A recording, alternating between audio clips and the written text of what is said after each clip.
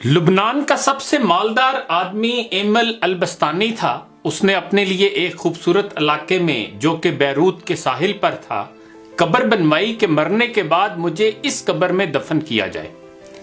اس کے پاس اپنا ذاتی جہاز تھا اور جب دھماکہ ہوا تو وہ جہاز سمیت سمندر میں ڈوب گیا۔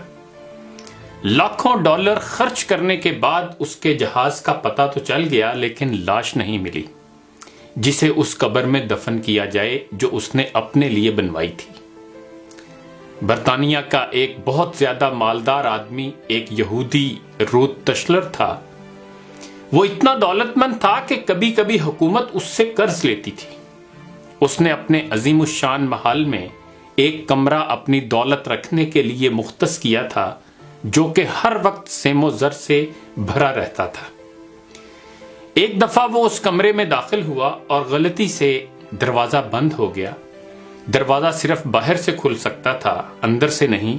اس نے زور زور سے چیخو پکار شروع کی لیکن محل بڑا ہونے کی وجہ سے کوئی اس کی آواز نہ سن سکا۔ اس کی عادت تھی کہ وہ کبھی کبھی بغیر کسی کو بتائے کئی ہفتے گھر سے غائب رہتا تھا۔ جب وہ کسی کو نظر نہ آیا تو گھر والوں نے سوچا کہ حسب عادت کہیں چلا گیا ہوگا۔ وہ برابر چیختا رہا یہاں تک کہ اسے سخت بھوک اور پیاس لگی۔ اس نے اپنی انگلی کو زخمی کیا اور کمرے کی دیوار پر لکھا، دنیا کا سب سے مالدار آدمی بھوک اور پیاس سے مر رہا ہے۔ اس کی لاش کئی ہفتے بعد دریافت ہوئی۔ یہ پیغام ہے ان لوگوں کے لیے جو سمجھتے ہیں کہ مال و دولت ہی ہر مشکل کا حل ہے اور دنیا کی ہر ضرورت اس سے پوری کی جا سکتی ہے۔ دنیا سے جانا ایک بڑا حادثہ ہے لیکن ہم نہیں جانتے کہ کب، کیسے اور کہاں جانا ہے۔ انسان سفر پر جاتا ہے اور پھر واپس آتا ہے، گھر سے باہر جاتا ہے اور پھر لوٹ آتا ہے، لیکن جب دم نکل جائے تو پھر کوئی لوٹ نہیں سکتا۔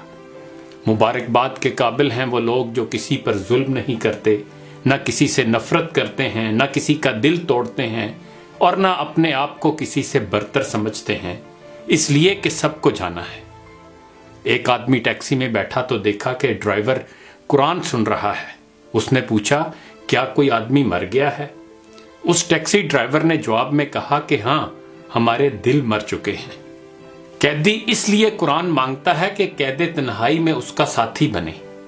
مریض ہسپتال میں اس لیے قرآن مانگتا ہے تاکہ اللہ اس کے مرض کو دور کرے، اور مردہ قبر میں تمنا کرے گا کاش میں قرآن پڑھتا تو آج قرآن قبر میں میرا غم خوار ہوتا۔ آج نہ ہم قیدی ہیں، نہ مریض ہیں اور نہ مرے ہوئے ہیں کہ قبر میں قرآن کی تمنا کریں۔ قرآن آج ہمارے ہاتھوں میں ہے، آنکھوں کے سامنے ہے، تو کیا ہمیں اس بات کا انتظار ہے کہ ہم ان مصیبتوں میں سے کسی ایک مصیبت میں گرفتار ہو جائیں اور پھر قرآن کو طلب کریں؟ ابھی وقت ہے۔ آئیے دعا کریں کہ اے اللہ قرآن کو ہمارے دلوں کی بہار، ہمارے سینوں کا نور، ہمارے ایوب کا پردہ پوش، ہمارے نفوس کا مددگار، ہماری قبر کا ساتھی اور روز محشر میں ہمارا سفارشی بنا دیجئے۔ اے اللہ ہمیں قرآن کے حقوق ادا کرنے کی توفیق عطا فرما دیجئے۔ اقبال نے بھی ہمیں جھنجھوڑنے کی کوشش کی تھی، زمیں کیا آسماں بھی تیری کج بینی پہ روتا ہے، غضب ہے سطر قرآن کو چلیپا کر دیا تو نے، زباں سے گر کیا توحید کا دعویٰ تو کیا حاصل، بنایا ہے بت پندار کو اپنا خدا تو نے۔